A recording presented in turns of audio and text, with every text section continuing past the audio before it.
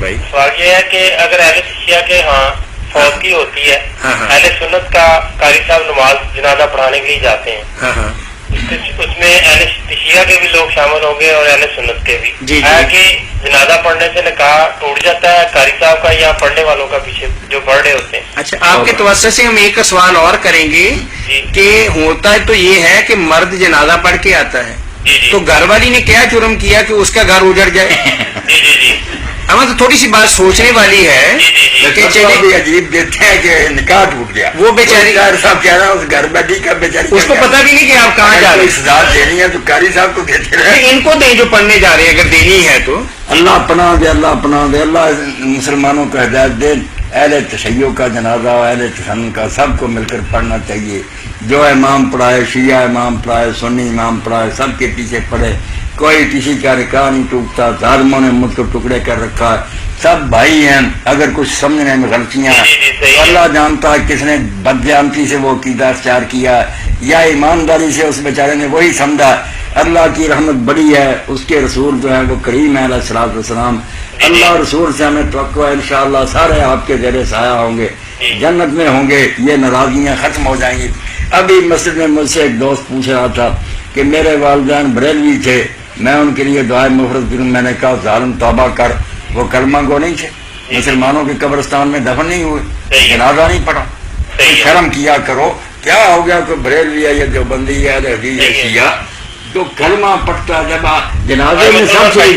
جنازے میں شریک ہو جاتے ہیں، بعد میں دعا کو روتے رہتے ہیں، دعائیں بھی کرنی چاہیے، نہ کوئی حرج۔ اچھا مولانا یہاں بتا دوں کہ عبداللہ بن یزید الختمی حضرت عبداللہ بن زبیر کی طرف سے بصرہ میں کوفہ میں گورنر تھے یزید کے بعد، تو وہاں ایک شیعہ بزرگ فوت ہو گئے، حارث اداور، وراثت کے علم کے بہت ماہر تھے، ساری دنیا کہتی کہ وراثت ہم نے اس سے سیکھی ہے، حضرت علی کے ساتھی تھے، مگر لوگ ناراض ہیں کہ وہ شیعہ تھے، کٹر تھے۔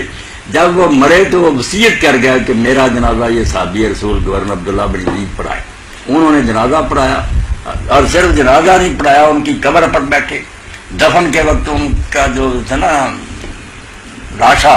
انہوں نے کہا پاؤں کی طرف رکھو، ہم قبلہ کی طرف رکھ کر اتارتے ہیں نا، نہیں سر، انہوں نے کہا ادھر رکھو پاؤں کی طرف، وہاں سے اٹھا کر ادھر کو لاؤ، اور کہا سنت یہی ہے، واقعی پکی حدیث یہی ہے، مگر ہم کرتے نہیں، خود کرایا کہ ہے سنت یہ ہے کہ پاؤں کی طرف رکھو، ادھر سے اٹھا کر پھر لوگ لائیں۔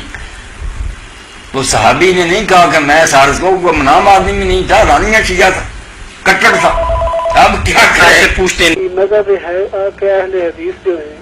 ہاں وہ کسی اور فرقے کے، جس طرح اہل تشیع ہیں، اہل سنت ہیں، دیوبندی ہیں، ان کی نماز جنازہ پڑھ سکتے ہیں یا نہیں، اس کے بارے میں روشنی فرمائیں۔ بھائی نماز جنازہ عبد الرحمن سارے کلمہ گواں کی پڑھا کریں، آپ یہ چھوڑیں جنت دوزخ کا فیصلہ کہ میں ہی جاؤں گا باقی نہیں جائیں گے، یہ سارے جو کلمہ گواں ان میں سے کوئی مرے نہ، جو کلمہ پڑھتا مرے اس کا جنازہ پڑھیں، یہ نہ دیکھیں کہ اس کے پر کیا چھاپ ہے، وہ بریلوی ہے، وہ دیوبندی ہے، وہ شیعہ، صرف قادیانی ہم سے الگ ہو گئے کہ وہ ہمارا نہیں پڑھتے، ہم ان کا نہیں پڑھتے، ایک نئے نبی کو مانتے ہیں۔ باقی حارث آور اتنا بڑا رافضی تھا، کھلم کھلا شیعہ، ڈنکے کی چوٹ، حدیثوں کا راوی، اور مرنے کے وقت کیا گیا کہ میرا جنازہ صحابی رسول جو گورنر کوفہ عبداللہ بن یزید ختمی پڑھائے، انہوں نے پڑھایا، انہوں نے ہدایت میں اتارا، پاؤں کی طرف سے کہا سنت یہی ہے، تو کسی نے نہیں کہا کہ یہ تو شیعہ، چھپا بھی نہیں تھا، ڈنکے کی چوٹ تھا۔ تو یہ باتیں غلط ہیں، کلمہ گو جو ہندوؤں سکھوں کو دینا کہ وہ دفن کرتے پھرے، وہ کہیں گے ہمارا کیا لگتا، اس لیے یہ فتنے نہ پیدا کریں، ہر کلمہ گو کی نماز جنازہ پڑھیں، بلکہ پڑھائیں، دعائیں کریں، آگے معاملہ اللہ سے ہے کہ وہ کس کو بخشتا، یعنی وہ ہو سکتا کوئی اور حدیث بھی پکڑے جائیں، یہ سارے کچھ جنت کے ٹھیکیدار، ان میں بھی کئی بد کردار ہیں، معاملات کے گندے ہیں، اللہ تو دیکھے گا کہ لوگ کیا کرتے ہیں، اس لیے آپ نہ دل کھلا کریں، سارے اہل اسلام سے محبت کریں، ہر مسجد میں نماز پڑھیں، کوئی نہ کہے کہ یہ بدعتی ہے، یہ مشرک، اس کے پیچھے نماز نہیں، وہ بدعت شرک کا جواب اللہ کو خود دیں گے، ہم نماز ان کے پیچھے پڑھیں گے، جیسے امام بخاری رحمۃ اللہ علیہ فرماتے ہیں کہ